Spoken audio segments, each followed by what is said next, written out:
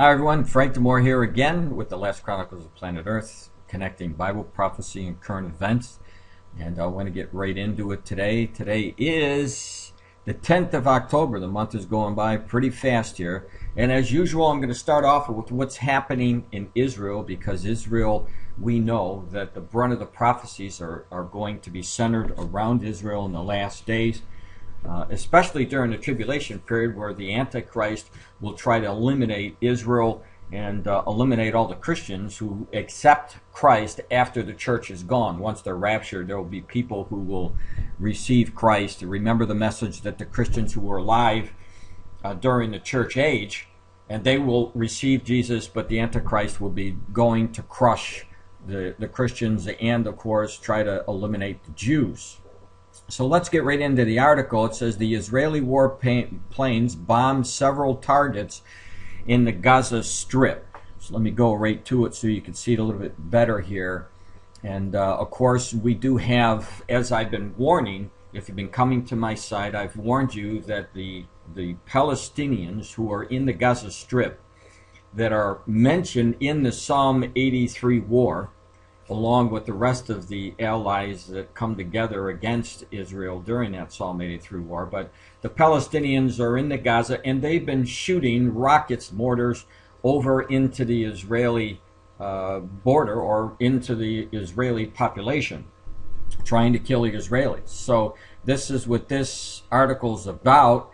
And of course, Israel has, again, as I warned, would strike back. They're doing exactly like I said they would do, because they're protecting their people. And this is how they want to show the Palestinians that they mean business when they're attacked. The Israeli warplanes fired a few rockets on northern Gaza in the early hours of today, hitting empty areas. Medical sources said no one was hurt. And a lot of the people were treated for shock, especially children, because the firing of the rockets took place around 4:30 or 5 a.m. in the morning. And it says, this followed 2 days of the Israeli attacks against the people of Gaza, which was meant for tit-for-tat response by the Palestinian resistance faction, which responded by firing homemade rockets from the Gaza Strip, he added.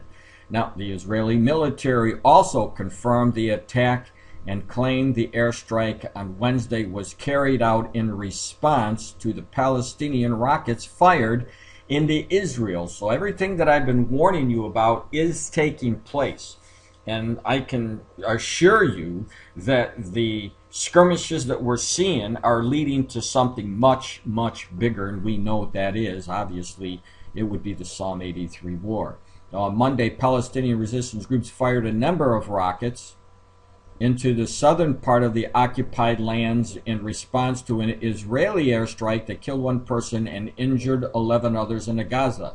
Now, elsewhere, a number of Israeli tanks and bulldozers entered an area east of the town of Rayaf, and in the continuation of Israel's intensified attacks on the Gaza Strip in recent days. Now, if the Palestinians didn't fire these rockets, if they were really looking for peace, they wouldn't fire these rockets, and they wouldn't have to worry about the tanks, the bulldozers, or the Israeli jets coming in and pounding the areas that they've been sending the rockets into the Israel territory. So, you know, a lot of the people are going to be hurt on both sides, but if the Palestinians would just leave the Israelis alone, they wouldn't have to worry about any of their kids facing shock in the early mornings when these areas are pounded.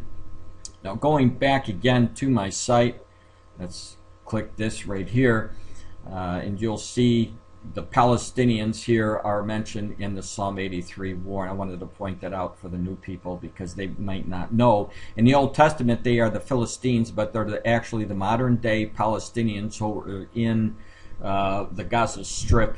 And of course, they're in other places as well, like Lebanon and so forth. And you'll read more about that if you do a Google search from Frank Demore and the Psalm 83 war.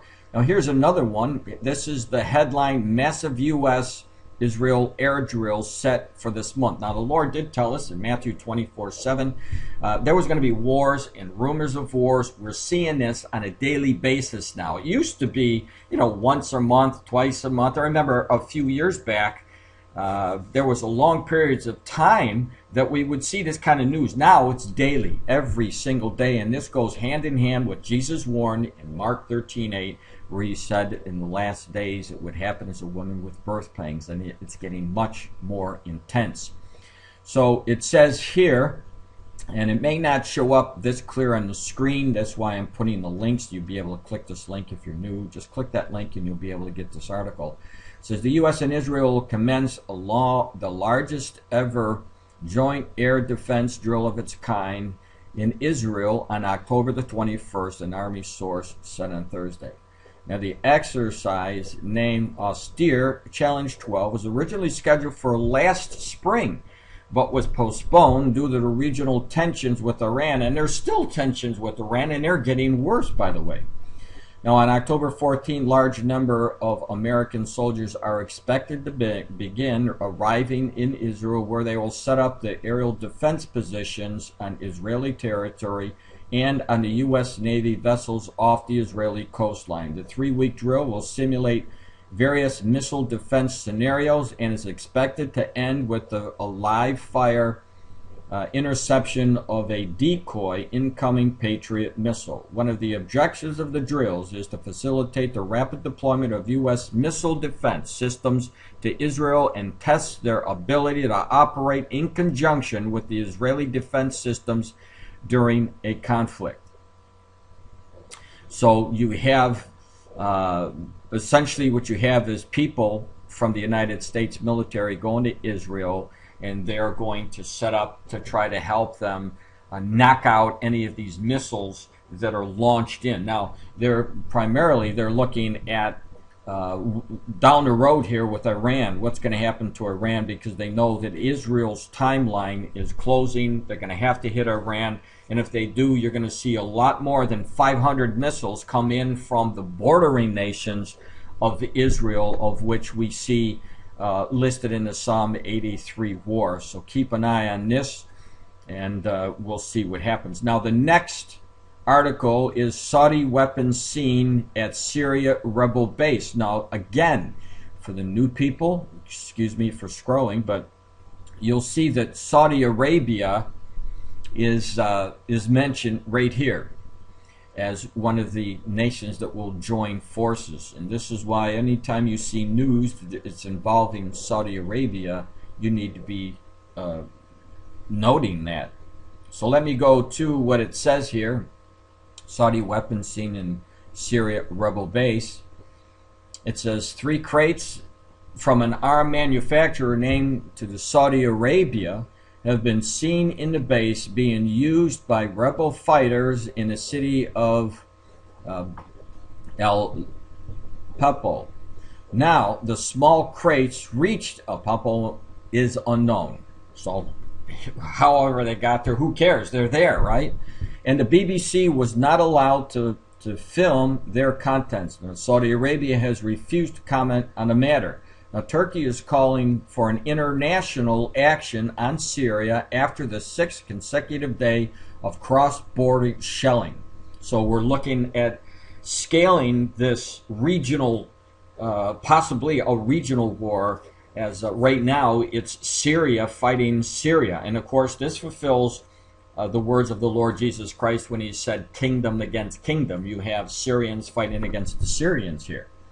Now, Turkey would continue to do everything necessary to protect its borders, said Abdullah Gül, said on Monday, adding that the worst case scenarios were now taking place in Syria, which I did mention yesterday as well. So Syria is getting involved. They're sending military weapons into this area, and when you're looking at the scriptures here, when you're looking at the Saudi Arabia, you know this for sure. Whatever we're reading in the news right now, whether Saudi Arabia comes and tries to support the rebels going against Bashar al-Assad's government in Syria, We do know that it will end up with Saudi Arabia will be in alliance with Syria because God said it. So anybody who thinks that God's word it will not come to pass or God's word is null and void, all I have to do is say this. Keep in mind, you might even want to copy this. Keep in mind the nations here, and when you see the next war, and you see that Saudi Arabia has in fact united with Syria, you'll know that what I showed you or pointed to the word was correct, and God's word will be coming to pass.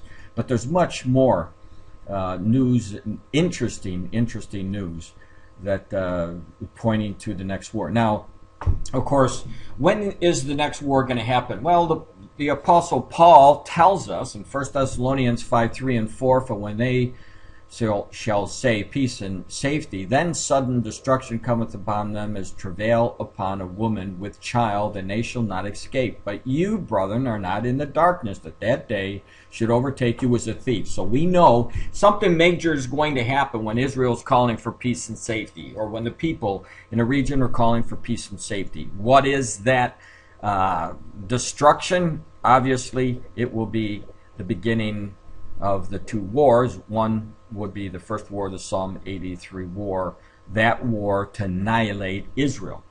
Now, here's the headline for the report. Egypt orders Gaza terrorist ceasefire with Israel. So here's another one of those signs of, peace and security. So let's go and see what the article says, and I think you're going to find this pretty interesting. It says Arab media reports that Egypt has ordered the local Gaza terrorist groups to end their hostilities with Israel. Excuse me. The report by the Quds Net news agency quoted Palestinian Islamic Jihad official Nath Azam, who said Wednesday that the Egyptian officials ordered the groups to commit themselves to a ceasefire so that they can avoid a regional war. This is what I've been telling you. Watch this circumstances taking place in Syria to develop further. It's going to end up in a regional war, and of course we know where it's going to be pointed. It's going to be pointed towards Israel, not Syria. Things are going to change, and they'll change fast. Simultaneously, Egypt officials alleged contact Israel to express strong opposition to the IDF, that would be the Israeli Defense Force operations in Gaza, he said.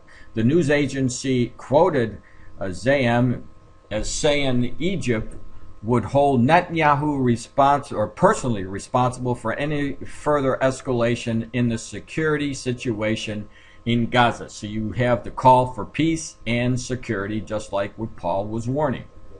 And of course, it's going to go on and on until all of a sudden, boom, you're going to hit the wall, and then you'll have the sudden destruction. The second part of that prophecy come to pass. So we had this news agency contact Prime Minister Benjamin Netanyahu's spokesman, Mark Rigov, who declined to comment on the report. But the Gaza terrorists have been attacking southern Israel for months, as I just pointed out in my last article, which increasing frequency and intensity, as I pointed out in Mark 13:8. And after 2 days and nights, which Gaza terrorists launched a barrage of rockets and mortar attacks at the southern Israel, striking numerous towns, including the Sadat and the Netivot, the IDF warplane struck back late Tuesday night. So here we go, just to show you the call for peace and safety and where it is leading. And anybody that knows that prophecy about the call for peace and safety knows that the sudden destruction is coming, just like the Lord said. So it's just a matter of time now. So now let's go to the next one. The U.S. Army prepares Jordan for loose chemical weapons. This is where it's starting to get really heated up, and I think you'll see that as soon as we go there. All right. It says the United States has sent a task force of military officers to Jordan to help the kingdom handle a flood of Syrian refugees and to deal with the possible loose chemical weapons. The New York Times reported Wednesday. Jordan denied the report. Now remember, I warned you about Syria and about Bashar al-Assad, that if he was pressed and if outside forces came, that he promised that he was going to attack Israel. So keep that in mind as we go on here. Now the newspaper said 150 strong force of planning and specialists, led by the senior U.S. officer, was looking at ways to prevent the increasingly bloody Syrian civil war from spilling across the Jordan borders. Now, the increased pressure of the U.S. troops underscores concerns of Obama administration that a civil war in Syria would spark a regional war. Remember what I just said, the warning that I gave you in the past times here? Especially if the Syrian president Bashar al-Assad carries out a last-ditch operation to use chemical weapons or attack Israel. And this is what I've been warning about for some time, and now it's showing up more and more in the news that this is one of their main concerns, that Bashar al-Assad will attack Israel if he thinks that he is losing power. Now moving on, similarly, the flood of refugees into Jordan adds to the threat to the monarchy by overwhelming number of dissidents of Arab families who fled from Israel in the War of Independence in 1948 and the Six-Day War in 1967. Now, the foreign minister Nasser Judah has said that over 200,000 Syrian refugees have crossed into Jordan since the uprising erupted 18 months ago, according to the AFP.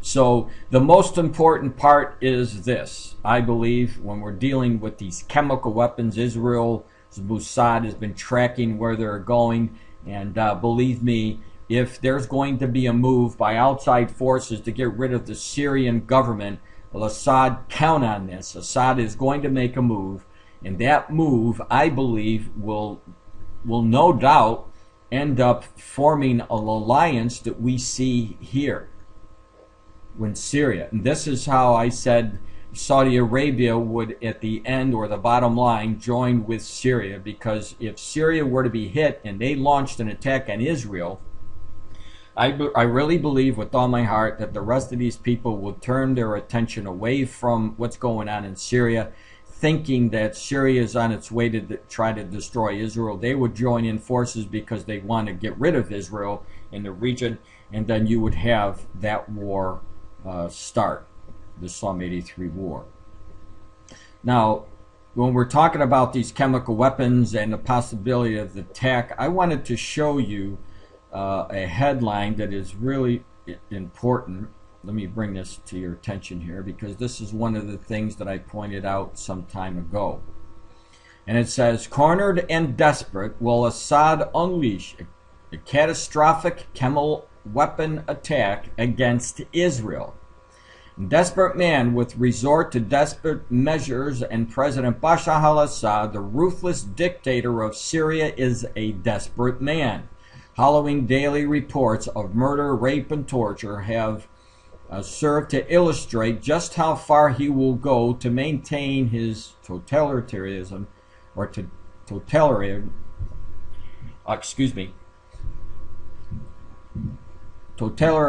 I can't even say that word. You'll have to forgive me because it's like saying aluminum for me. The stronghold over the country and its suffering people. Now, further down in this article is the most important that I want to get to it. It says, now Syria's civil war could be in danger of spilling over the country's borders. And this is what this last article was talking about, the regional wars. If these chemical weapons were to get out of hand, it would spread. For experienced observers, please listen to this, because this is going to be really important. Experienced observers believe that President Assad may be plotting a surprise attack against Israel in a desperate attempt to distract attention away from his internal troubles and transform himself into a hero across the Arab nation. News has emerged this week that Syria has armed the Lebanese, who are mentioned in that Psalm 83 war. Lebanese Islamic group Hezbollah, who are mentioned in the Psalm 83 war, which is fiercely hostile to Israel, with several ballistic missiles and a number of smaller rockets, each with a range of 150 miles, far enough to strike Tel Aviv. Now, when you move down here, there's other, look at this, it says, if Assad were to launch such an unprovoked attack on neighboring Israel, it would serve two purposes. First, it would deflect the world's focus from his callous treatment of his own countrymen. And second, the second reason is, it would be to settle scores with an old enemy, and if it were to fall, at least he would go down in what to him would be a blaze of demented glory. So here you have a possible, I mean a really, really strong possible scenario how Syria could join all of these forces together to create the atmosphere to fulfill the Psalm 83 war. And I believe that just scenario may take place, and I don't think it's that far off, but only the Lord knows for sure, but it's definitely something to look at. Now, since I just showed you this report that Bashar al-Assad may do this is what he has promised to do if he knew that he was going to be invaded and his government would lose power. Take a look at this. The headline, The Voice of Russia, NATO invasion of Syria coming soon. All right? So let me see if I can grab this. There you go. We'll go right to this, and I'm going to blow this up for you because it's way too small. Get to 150, that should do it. But before I even get into this, just remember now, Assad has said that this is what he was going to do if he was cornered, and now we've seen a civil war break out since that article that Assad gave earlier in this year. And so the tensions in Syria have gotten a lot worse. And of course, this news just broke out yesterday. As you see what's taking place in Syria, it almost looks like the tribulation has already begun. At least it has for the Syrians. But it says, remember about a month ago when U.S. President Barack Obama phoned the Turkish Prime Minister Recep Erdogan and spoke about Syria, and Obama was a photograph sitting behind his desk holding a baseball bat. Well, it was a sign, and from sign to action takes time, and after all, we are talking about invading a sovereign nation to eradicate its leader. Well, time is coming. All signs are there. Now, one of them is a recent authorization by the Turkish parliament granting Erdogan to power to send Turkish troops into foreign countries, meaning Syria. Another is now open bombing by Turkey of its Syrian border, and yet another are statements and preparations by NATO and the West. So what we have here now, you can see that this is a pretty long article, but I'm going to give you the bottom line of this, because what it's telling us is that they're preparing a strike because things are getting that bad in Syria. And if they do mobilize troops, whether it be from Turkey, whether it be from the NATO, North Alliance Treaty Organization, that's what NATO stands for, we do know that sooner or later Bashar al-Assad is not going to be able to resist. And he's going to have to do something desperate, and I believe that that something desperate will be he will launch an attack on Israel. Now, in the mix is Russia, because Russia is an ally of Syria. And Russia has mentioned over and over again that don't mess with Syria. So, I mean, we may be seeing a lot more than a regional war that will involve the Psalm 83 war. We may be seeing the developments that will start World War III.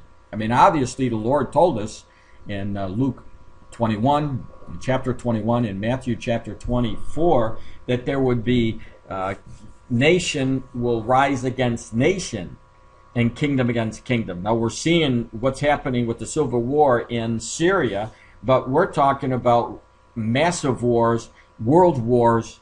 We've already seen some of those wars in our past history, and more are coming.